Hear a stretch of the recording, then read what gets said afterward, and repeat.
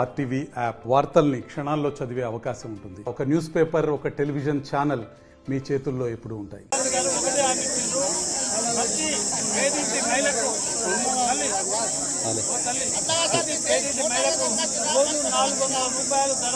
కూలి ఇవ్వాలని చెప్పేసి అది ఉపాధి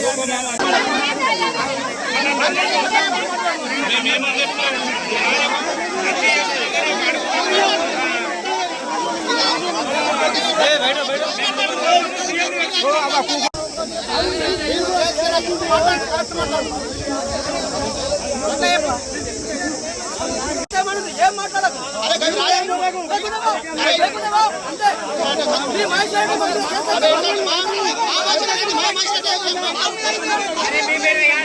ఇప్పుడు మాట్లాడుతున్నావు. నీ ఊరు సమస్య ఉంటే హైదరాబాద్ దాకా పోయింది నేను, నువ్వు రాలేదు.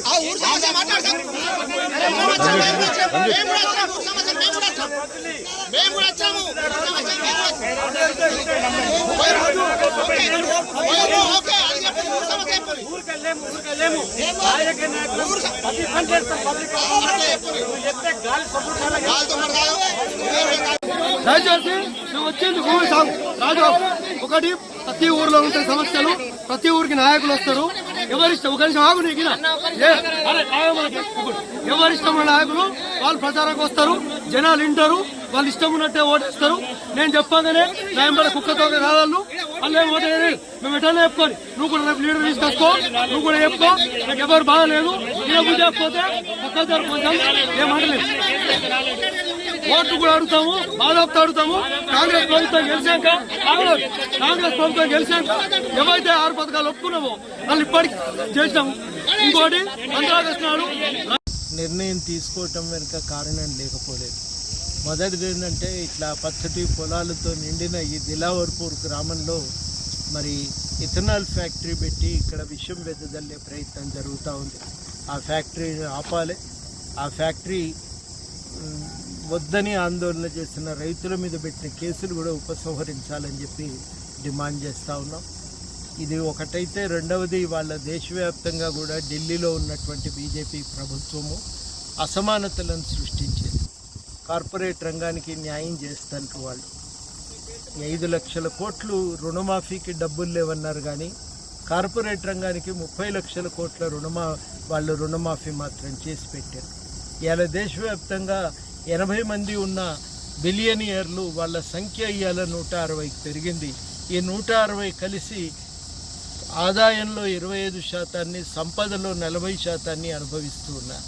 అట్టడుగున ఉన్న 50% మంది ప్రజలు మాత్రం వాళ్లకు దక్కుతున్నది కేవలం 6.5 పైసల ఆదాయం, 15 పైసల సంపద. ఈ వ్యత్యాసాలు పెరిగినాయి ఈ 10 ఏళ్ల కాలంలో. ఇది శాస్త్రవేత్తలు తేల్చి చెప్పినటువంటి వాస్తవం. ఈ పెరుగుతున్నటానికి కారణం ఏంటంటే, ప్రభుత్వం కూడా ఆ రంగానికే మేలు చేసింది. పేద ప్రజలకు ఉపయోగపడే వ్యవసాయ బడ్జెట్ని తగ్గించారు, NREGS నిధులను కూడా తగ్గించారు. కాబట్టి ఇవాళ మనం ఈ ప్రభుత్వం మార్చి అందరికీ న్యాయం చేస్తానని హామీ ఇచ్చిన కాంగ్రెస్ను గెలిపించుకోవటం, రాజ్యాంగాన్ని కాపాడుతానని హామీ ఇచ్చిన కాంగ్రెస్ను గెలిపించుకోవటం ఇవాళటి అవసరం. ఈ మార్పు జరగకపోతే దేశంలో అసమానతలు పెరుగుతాయి, ప్రజలు మరింత ఇబ్బంది పడతారు. ఇప్పటికే నిరుద్యోగ సమస్య తీవ్రంగా విలయతాండవం చేస్తున్నది. కాబట్టి మనం ఈ విషయం మీద దృష్టి పెట్టాలని చెప్పి మేము ఇవాళ ఈ ప్రభుత్వాన్ని కోరుతా ఉన్నాం, ప్రజలను అభ్యర్థిస్తున్నాం. దీన్ని దృష్టిలో పెట్టుకొని మనందరికీ కూడా న్యాయం జరిగే విధంగా హామీ ఇచ్చినటువంటి రాహుల్ గాంధీ గారికి, కాంగ్రెస్ పార్టీకి ఓటు వేయాలని, ఆత్రం సుగుణను ఇక్కడ ఆదిలాబాద్ నుంచి గెలిపించాలని అందరినీ కూడా అభ్యర్థిస్తున్నాం. మరిన్ని వీడియోస్ కోసం ఛానల్ ని సబ్స్క్రైబ్ చేయండి. లేటెస్ట్ అప్డేట్స్ కోసం వాట్సాప్ ఛానల్ ని ఫాలో చేయండి.